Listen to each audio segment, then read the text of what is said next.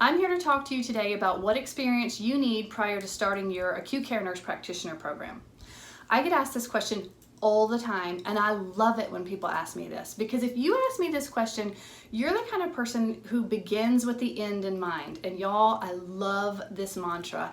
This is a very tumultuous time, and you can make this process as smooth as it can be by thinking 3 steps ahead. So this speaks volumes about what kind of person you are. So kudos to you. All right, so the answer. Well, in this video, I'm going to give you 2 factors that come into play when considering what type of experience you need. 1, what does your school require? 2, what are your personal goals? So this is going to be a short and sweet video. If we haven't met yet, my name is Bree. I'm a nurse practitioner. I make contents for NPs, nurses, and students, and it's very nice to meet you. Welcome.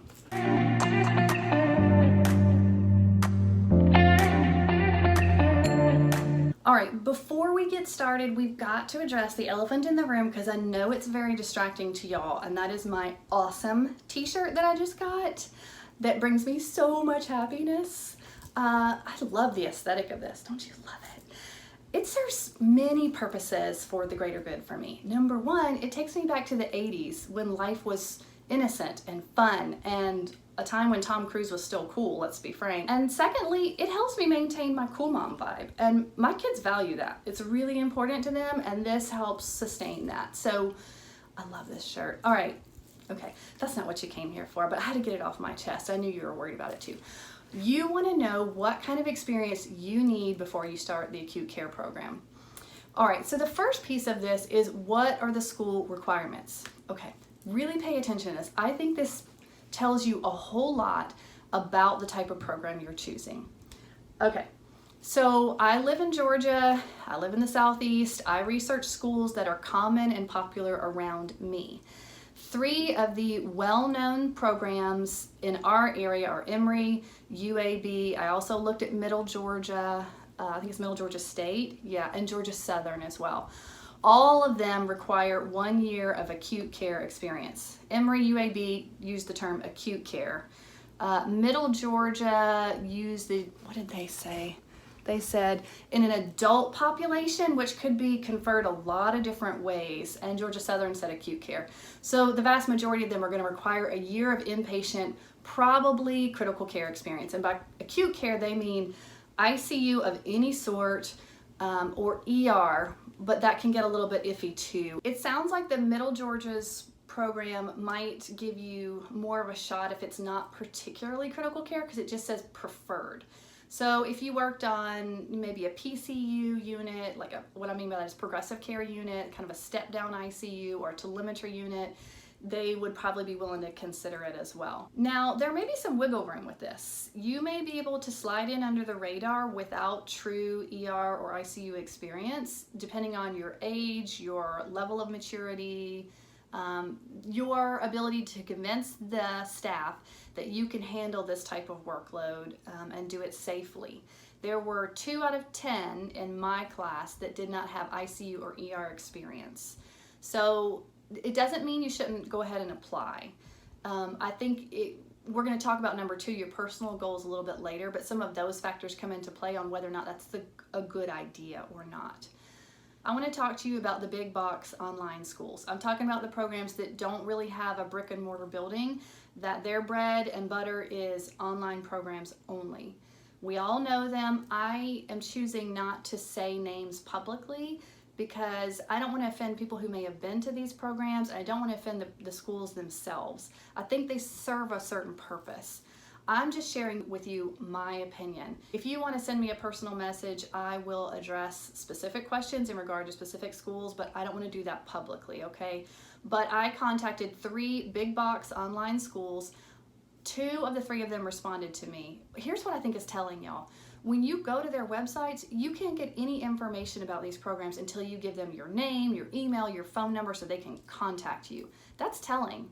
All these other brick and mortar schools that I look into, their websites are clear as day. Everything's transparent there that's needed, the rigor of the program, the directors, everything's there for you to see before you even consider applying. The online programs, it's all hidden. Like, what does that tell you, number 1? So 2 of the 3 responded to me that no experience was required whatsoever. So not only do you not have to have ER, ICU, or any type of acute care or critical care experience, you don't need any experience at all as a nurse to apply for their MSN programs.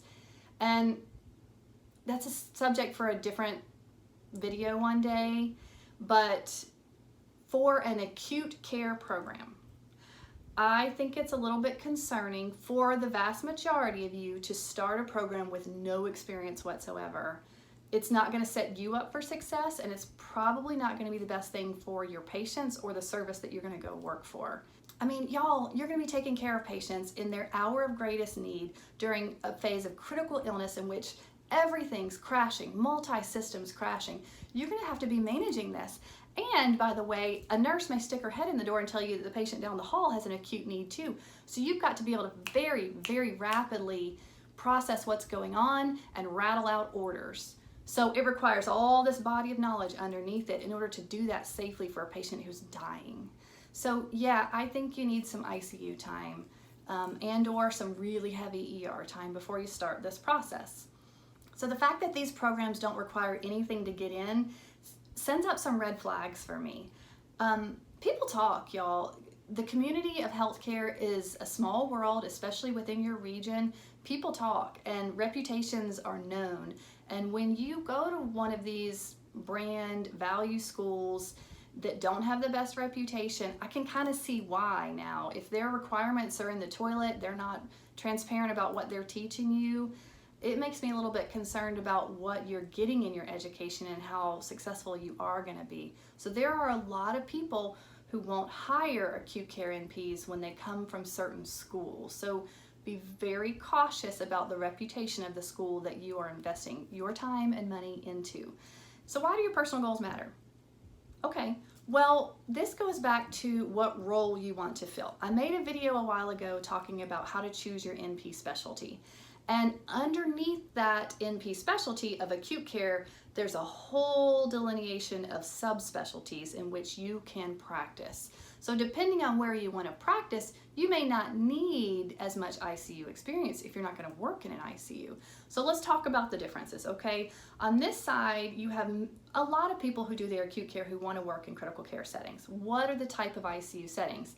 Multiple ICUs. There's neurocritical care, coronary care unit, CVICU, trauma ICU, surgical ICUs, medical ICUs, burn ICUs, a lot of different types of ICUs. Those programs, if you want to work in that type of role, I think it is critical that you have at least a year of time in an ICU or an acute care setting in an ER. What do I mean by that? Well, in the ER, you need to be taking care of critical patients, STEMIs, traumas, shock, people who are dying, not just the fast tracks. So if you're like a new grad, and they don't often give all those sick patients to the new grad, and you spend 6 months there and then apply to go back to school, and all you've taken care of are the generic pain patients, and all you're doing are drawing labs and checking vitals and giving meds and doing discharge instructions, you're not getting the experience you need to set you up for success for an acute care program. So you need to be kind of a more seasoned ER nurse, spent some time taking care of the patient on multiple drips, on a vent, who's dying with lots of family issues, because that's a big part of what we do. You need that experience. So that's the ICU side of thing. Conversely, if you, everything else, all the other subspecialties, nephrology, ID, neurology, cardiology, those are all roles in which I don't know that you necessarily need ICU per se experience, because you're not going to be doing that. You're focusing on your one organ system. Now granted, it's an organ system and there can be a lot to it, but it's a heck of a lot less complex than every organ system plus shock plus dying. It's a little different. And you can very quickly get confident and competent in your skill set if you're just focusing on one organ system and you're the consultant. For those roles, do you need ICU experience? I think that the programs still require them, but it's less crucial, if that makes any sense. The other piece of this I want to discuss is the hospitalist programs. So many NPs work as hospitalists. They do everything a critical care provider does, just in a less critical role. They take care of all the body systems. Now, do they need to understand ventilators? No, not really. Do they need to understand BiPAPs? Maybe, yeah, because they're probably going to be putting people on BiPAPs. Do they need to understand critical drips? No, because they're probably not going to be putting them on them. When they get sick enough that they're needing those drips, they're going to be calling the intensivist group. So do I think to work as a hospitalist you need ICU experience? Not really, but it would be very helpful. Now, interestingly, Vanderbilt, which is a highly reputable school, has acute care tract with 2 subspecialties, intensivist and hospitalist, and they differ. I think this is phenomenal because not everybody wants to do the ICU route. They still require a year of experience, but it doesn't per se say acute care experience. So if that's something you're interested in, definitely look into that program. They have a fabulous reputation. The last thing I want to talk to you about is a consideration of a fellowship. Emory, Vanderbilt are 2 schools that I know that offer fellowships. What is that? So that is a postgraduate year. I think most of them are a year. Some used to be 6 months, but I think most all of them now are a year-long fellowship. So you get paid at a reduced rate from what you would make if you graduate and just go straight to work, but you get this experience of learning ICU. So if you're someone who's going into acute care and you don't have ICU experience, maybe you were the ER nurse who didn't get a lot of the critical care experience, this would be a fabulous way to transition into the job. And I know someone who's done it, and she is a phenomenal provider, y'all. She has thrived, and you can too. They can be a little competitive. You have to apply for them, but you get a different rotation every month. So you may do a month in CVICU, followed by burns, followed by another. But at the end of that, look at the experience that you've got. It's phenomenal. And it can help transition someone from very little experience into a role of experience quickly and set up a fabulous resume for you. So definitely something to consider if you're kind of in that middle of the road situation. Okay, so in summary, do you need ICU experience? Yes, if you want to work in an ICU. If you don't want to work in an ICU, maybe. If you have personal questions, if you have anything more specific, send me a message. I'll include some links below. I'm happy to advise and give you my opinion on what I think you should do. So thanks for tuning in. See you next time.